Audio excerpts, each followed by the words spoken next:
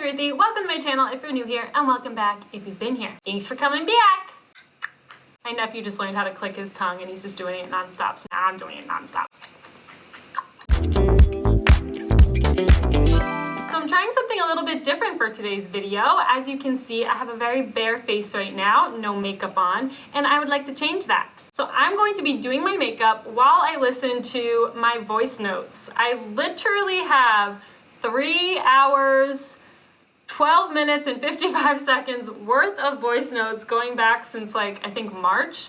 All things that I recorded usually after a little weed, a little marijuana. There have been voice notes I've recorded that I've wanted to expand on and talk more about that I just have not had the time or motivation to do so. If you're new to my channel and this is your first time ever interacting with me, then hello. Thanks for interacting with me. I highly recommend you go check out some of my past videos just to get an overall idea of my health history, because that's where a lot of these thoughts stem from. But if not, then hopefully this will still be somewhat entertaining to you. I know the thoughts are going to be kind of all over the place. Obviously, I'm going to split this into multiple parts. This isn't going to be a 3-hour video. So we'll see how many I get through today. And if you enjoy this, then please let me know and I will keep it going. Okay, we're gonna get started. Oh, and I'm not a professional makeup person and I don't really use a lot of makeup, but if you're interested in the products that I'm using, just drop a comment and I will respond to that, because I'm not gonna list all of them in the description because I don't feel like it. Okay, I'm gonna play it now. There are magics and wonders to this life that we live, and they all happen within your level of understanding the world and understanding yourself. The magic is in your perception of the way you see something. If you think it's magic or if you think it's normal or boring, that's all in the way that you see it. And we have the ability as individuals to make that happen. And that's not something that anyone else or any group can create for you. I've been watching a lot of the cult stuff. The cult TV. Cult TV. MLM stuff. But I'm watching The Vow. Oh my god. The thing on NXIVM. And DOS. Oh my god. Crazy shit. It's the intentions of the people are so pure and wonderful, and they're such kind-hearted people to, have that be their driving force, to just be making the world a better place and helping people.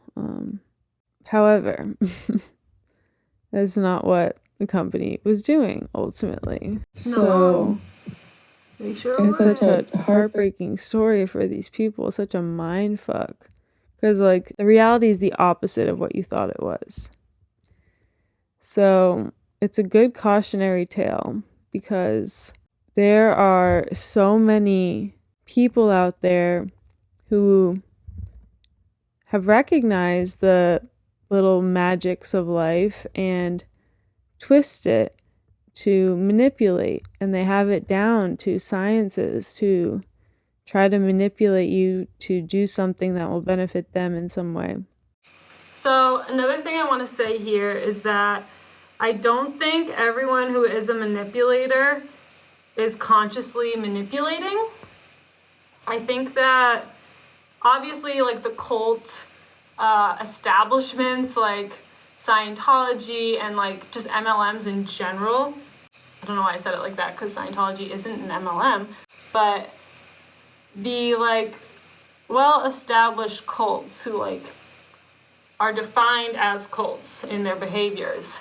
I think that is intentional. But they say that I'll find the exact quote, but a toxic relationship or an abusive relationship is a cult of one. So I think that if there's a person, male or female or non-binary or whatever, who grew up in a household that the examples of relationships that were given to them were very abusive and toxic. I think people like that can go on to be a perpetrator in abusive relationships without necessarily knowing that that's what they're doing or understanding it fully. They're just more repeating the patterns and the behaviors. Bye! Have a good day, I love you! Just repeating the patterns and behaviors of what they're familiar with and what they were introduced to, especially at a young age. So, yeah, I just wanted to give that little blurb. Okay. To do something that will benefit them in some way. Not for the benefit of you. It's just like, don't even entertain that. Like, just don't even let that pass your guard. I mean, it's tough to say that, because I don't say that meaning to blame the people who are victims of this. That's not what I'm getting at. But the more you know about the tactics that these people do, the more you can be on the lookout for them and see them. And it doesn't necessarily mean that it's awful and it's like automatically a scam or a fucked up thing. But it's just a note to keep in the back of your mind. And if things start adding up, then get the fuck out. Like, don't put something as precious as your sense of purpose in the world and source of joy and source of meaning, source of everything. Don't ever give that away. Don't put that in the hands of anyone else. Word. I don't believe there's ever a case where that is right. There may very well be, and I may very well be able to see that. I am open to the idea that there are cases where that could be the case. I just think that spirituality and sense of purpose and meaning and these things are so precious, and I'm not sure how much they should be actually spoken about, because I don't feel like words quite do it, don't quite get you there.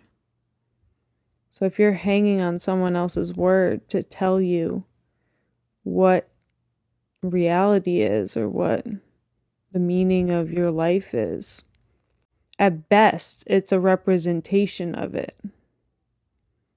Because there's no words that are going to explain all the complexities of life. It's too much.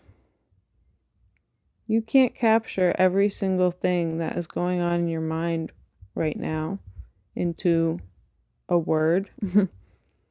Or even like a group of words that you could say anytime soon. I just would like everyone to know that you can find a lot of the answers for like direction and purpose and meaning for your life, like those bigger questions about the purpose of your life. You can find those answers just with yourself. You don't need anyone else for that. So if you're searching for another person to give you that, just take a day off and just sit for a little bit in quiet and see what happens. Go outside, lay in the grass, or walk in the park or whatever. We have the power, each one of us, every single individual. I want to say we each have the power to choose what we do tomorrow, or like what we do with our energy, you know. But that's a real tricky thing to say, because I know I have been in times where That does not feel true. It does not feel like I have control over what I do. So something I want to mention here is that there are multiple things that can happen in your life that either actually strip away your control or make you feel like your control is stripped away. And I've experienced two sides of it, but I think you could also make the argument, or I think I could also make the argument that, like, even in the scenarios where you do actually have control, but it feels like you don't, because it feels like you don't have control. So I think there's a lot of different caveats to it. But what I want to say is that, like, when I've been in the hospital, like, I've had hospital stays that have lasted over a month. So during times like that, literally no control. Like, I'm not in control of when I get discharged. I'm not in control of how long the hospital chooses to keep me. I'm not in control of how quickly my body heals. Like, I'm not in control of any of that stuff. And then I've also been in scenarios where, in really toxic relationships, where I could have sworn that I was trapped at this dude's house and was unable to leave. But nobody was there. Nobody was holding me down or chaining me to the bed to, like, make me stay. But before he would leave for the day, he would make me promise that I would be there when he gets back and I wouldn't do anything. I wouldn't go anywhere.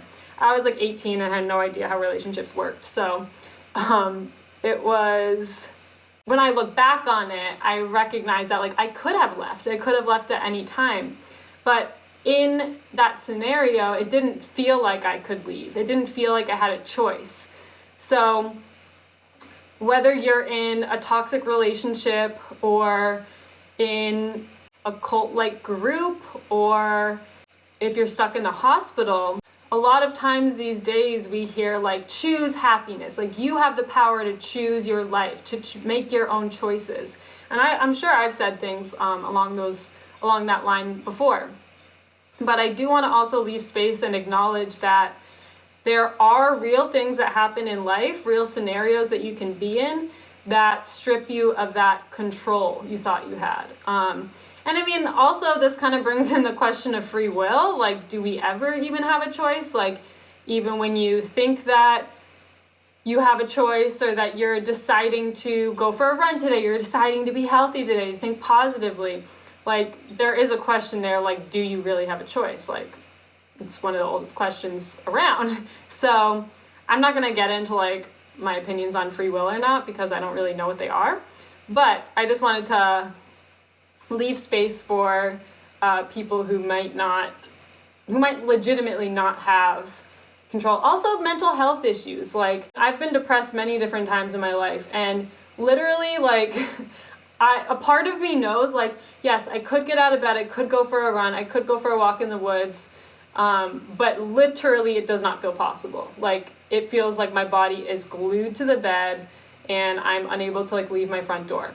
So yeah, there are real things that stop you from being able to, like, think positively or act positively and all that stuff. So I just wanted to say that. Okay. People can manipulate you into scenarios where that feels like it's true. And it's only true for as long as you make it true. Because the world that manipulators create, it has to be agreed upon. You're the one who makes it, the world. It wouldn't exist if you didn't go along with it.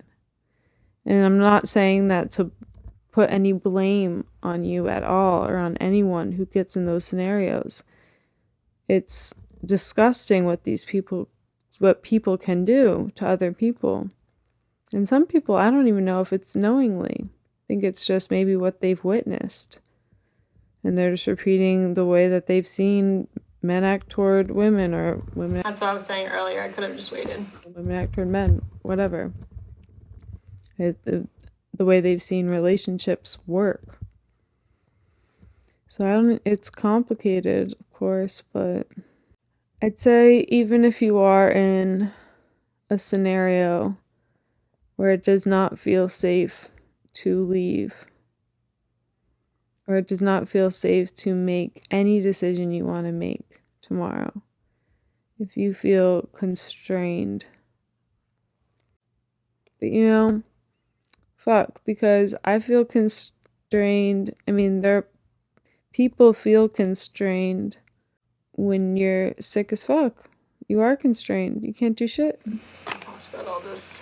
But it doesn't matter. Like, what can you change?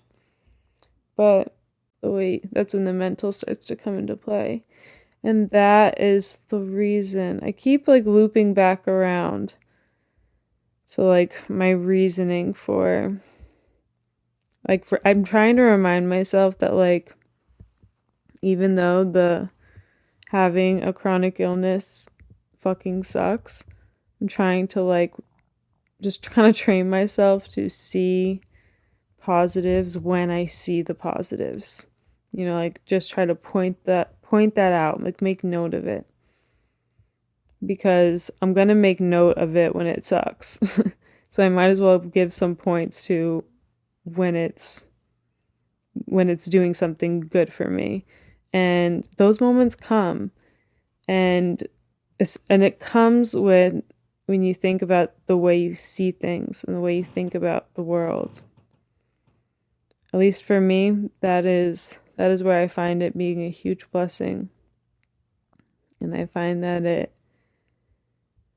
that constraint of not being able to leave your bed or leave your house or leave the hospital, it's forced time to be with yourself, because I think at the end of the day, it seems to me that the people who have, I don't know, a greater grip, or I don't know, because this is all my perception of it, but a seemingly greater grip on reality and how to do this life and, productive ways to look at life and to be in this world. When I look at people like that, at least for me, I have found that you can't plan for life. You can plan to an extent, but ultimately life happens and we react to it. You have the ability to, dive into that, analyze that, come to terms with that in whatever way works for you to do that. Whatever thing, my stomach, whatever, oh my god, my stomach. My stomach gets really loud. Whatever school of thought or activity or group of individuals with, good in their heart. Careful with some groups of individuals. But whatever you need to, feel purposeful with this life that you have. I believe that we all have the ability to feel like our life has purpose and to find things to feel a sense of purpose for, maybe. I don't know, because that might be very alienating to some mental conditions that I'm not fully aware of, and she is so politically acknowledge correct. that, and that is probably not true for everyone.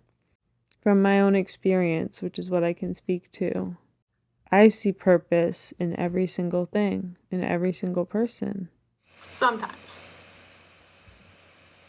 Apparently during this time I did. And my hope is that every person can feel that way. because they already are. Isn't like you already are. There's not much else you have to do but keep doing you. And, you know, listen to your gut, listen to your voices. If something feels off, investigate, trust that. Trust yourself above all. I do know what it feels like to question the trust for yourself, and if you can trust yourself. You know, I think we all have felt everything for the most part. The answer is usually both. True. It's like, what made that, like, oh, why is that? Why is this like that? Is it that, or is it like that? Is it from, is it because of that, or is it because of that? It's probably both. Probably both. I don't feel like plugging the mic back in, but to me, what it feels like is the state that meditation can put you in. Oh, this is a good one. The state that you can achieve all by yourself. Other people promise it to you and manipulate you with the hopes of that, or with that being kind of, I mean, I might be talking at my ass right now, but the meditations that I put out there, that means I'm contributing to some form of a mind control in some way. It is a form of hypnosis, but it requires the other person to allow it to be. That can be used without consent all the time, and without you knowing that that's what's happening, just by being really involved in someone's speech. And like, there are people who know like the science behind what you need to hear to like, or what you need to think to get to a place that you are vulnerable and will be easiest to exploit. So no, watch out for that shit. No. You can do it by yourself. So I think, oh wait, there's a little bit left. Other people can help you. But ultimately, we are just the help. You are the pilot of your own ship. We are there. We are other pilots of our own ships, and we are there for, you know, to like cross check, like, hey, what's happening with you and these certain things I'm running into in the sky, and Why? you know, yeah. So that's about it. I think that one was right before I fell asleep, so the last little bit didn't really make much sense.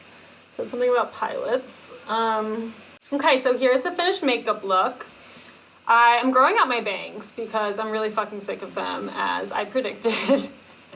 And as anyone could have told me, but I'm glad I tried them out. I'm gonna keep them long for a little bit though, like have like this style, but okay, anyway. Back to what I was just talking about. So last little chunk of this voice note, this was all on the same night, some night back in March, I believe. That's something I've been thinking about pretty often, just because on the app Insight Timer, I usually teach 2 live guided meditations per week. And I've been doing that for, I think, well over a year now. I think maybe close to 2 years. And I've taken like little breaks here and there, but for the most part. And there are a lot of amazing people who come to my lives and who support me and, you know, give me really helpful feedback and all those things. But something I realized just about being a part of the yoga meditation world in general is that there are often people, especially who are just new to the practice. Like when I first started practicing daily, I definitely fell into this category of just kind of searching for the answers and searching for a teacher who has all the answers and trying to find just the right instructor who has just the right tone of voice, who can get you into this really peaceful state. And I think that's wonderful. And I think that I always encourage people, like if you are new to the practice, to really search around for a teacher who resonates with you and who doesn't like piss you off on some level, just because I really believe that certain voices like has nothing to do with the person, but if a voice reminds you of someone who you dislike in your life or someone who rubs you the wrong way, then you're not going to be able to seamlessly listen to the words. You're going to be thinking about the voice saying the words and not the words itself. And I think the ideal teacher for you is going to be someone who you don't even think about them as a person. You're just like, your mind is just listening to the cues and following the cues, and you're not processing it in that way of like listening, telling yourself, and doing. It's just all one process, if that makes any sense. So I say all of that to say that I think when you're new to the practice, you can get really, even though you should be looking for a teacher who resonates with you and clicks with you, I think once you access that space, whether it's with a teacher or by yourself, once you access that place of peace within you where it feels like stillness, even if it's for like a split second, just that place where you can actually, like the narrator, like you are the narrator, you know what I mean? So like when you're in a meditative state, or if you're falling asleep, I think a lot of people experience meditative states without necessarily knowing that's what it is. But like right before you fall asleep, when it's kind of like, oh, there was a great little poem in this book. What book was that? I think it was not John. But what I'm getting at, it's the person who is saying I. like whenever you're kind of like in your head and you're like, oh, I'm so tired, oh, I'm so da-da-da. It's like, who is that? Who is the I? Oh my God, I have to find this. Probably dog-eared it. I remember it kind of. It's like, what I would like to see is the I who is me when I know that I know that I know, or something. Wish you could control F in books. Maybe it was this one. Ah, I found it. Okay. It's Alan Watts. It's called The Book on the Taboo Against Knowing Who You Are. And it says, there was a young man who said, though it seems that I know, what I would like to see is the I that knows me when I know that I know that I know. I kind of got it right, actually. So I'll read it again. It's on page 55. There was a young man who said, though it seems that I know, what I would like to see is the I that knows me when I know that I know that I know. Yeah, so why was he even saying that? Anyway, that state that you get into where you are, there's not really a conversation anymore. It's just the I that is me that knows that I don't know how to explain it. This is like, I said that I think earlier in it, like there's no words, like words don't do it justice. For that reason, we have to be so careful about teachers who claim that they know the world's secrets, or they know what's best for you, or they know the secret to success, or any like absurd kind of thing. And the thing is that we can go out there searching for that. And I definitely spent a fair amount of time doing that, like really searching for a guru or just the right book, just the right passage that's gonna like unlock all this stuff in my mind. And of course, I mean, education is everything, knowledge is power. So I'm not saying like don't read and seek out teachers, but we have to stay grounded with ourselves, and we have to stay with that inner knowledge that like, at the end of the day, everything you need to know about yourself and your life and your experience is inside of you, and not one other person is going to be able to teach you that or tell you that. They can teach you what experiences they've lived through in their life, the lessons that they've learned in their life, and a lot of times those things will be parallels to your life, and you can draw similar lessons or maybe learn lessons from someone else that you don't have to go out and make the same mistakes. All those things are wonderful. But at the end of the day, if someone, whether it's a relationship, a partner that you have, a teacher, especially like a yoga teacher, guru type figure, a boss of a company, a friend, like the list goes on. If there's anyone out there who is trying to convince you that like you need this one thing in order to be your best self. You need this one product, you need this one relationship, you need this one experience, retreat, you know. Really be careful for like the yoga wellness retreats. Like, it's just, there are shady people who live in these worlds. And I like to think of it as like, the different career worlds out there are gonna have the best and the worst of that type of person. So like, this is disgusting to think about, but it's something I think about just because of the experience I've had in my town with like, when I've grown up, finding out teachers who were like in my elementary school are now in jail for, you know, you can kind of guess it if they're a child teacher, I'm not gonna say it, but they're in jail for these things. And I think about it as like school teachers, like elementary school teachers are gonna draw upon the best of people who really want to educate young minds, as well as the worst of people who want to exploit young minds and for their own sick desires. And it's very similar with yoga and meditation. There are going to be people out there who truly want to help people heal and want to help guide people into their own inner world so that they can, you know, experience themselves, experience life to the fullest that they can. And there's also going to be people who use that power to manipulate them. And there's going to be people who will guide you into this loving, peaceful place within you, and then add a hook and convince you that you need them in order to achieve that state, or you need a certain product to achieve that state, or you need something other than just you and silence. And if anyone is saying that, it's bullshit, because all you need is you and silence. And even you don't even necessarily need silence, because there's really no such thing as silence, but a quiet time, alone time with you, your eyes closed or open, just like that time and space is not replicable. Replicable? It's a weird word. That can't be duplicated from another teacher, especially in this day and age when we're so used to being distracted and relying on things outside of us to help us. And again, I think all of that stuff is great, but at the end of the day, when it's you alone in bed or even next to someone in bed, it's still you. At the end of life, all that we have is ourselves. And so, as I said in this voice recording, that is such a precious thing.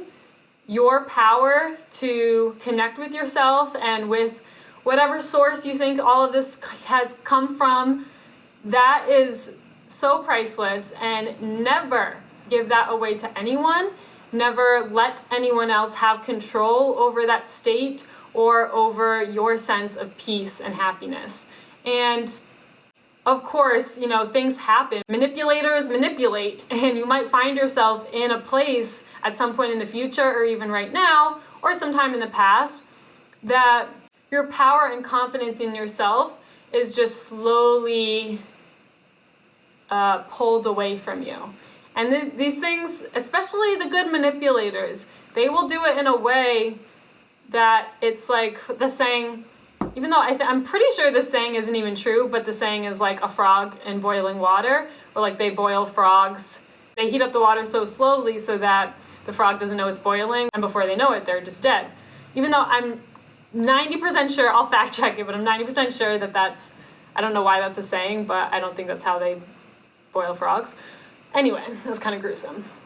But the good manipulators will do it in such a slow and steady way where all of a sudden you realize that, wait a second, you don't really have alone time anymore. You don't really, even when you are alone, you're kind of basing your thoughts based on how they would respond to the thoughts you're having.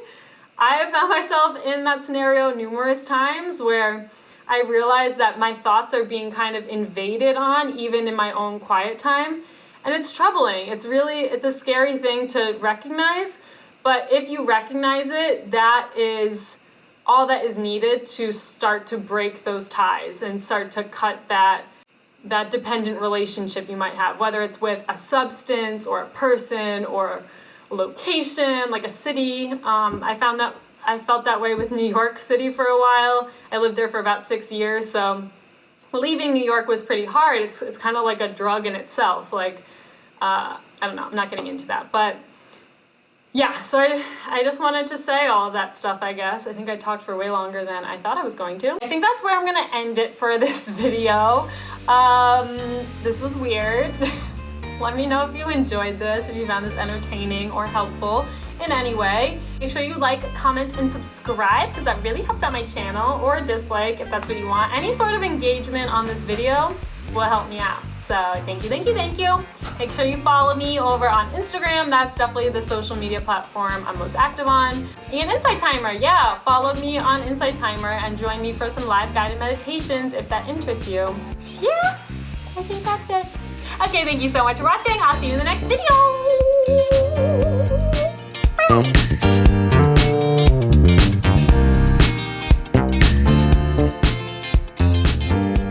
Pretty. Ready to record another video? Say hello, friends.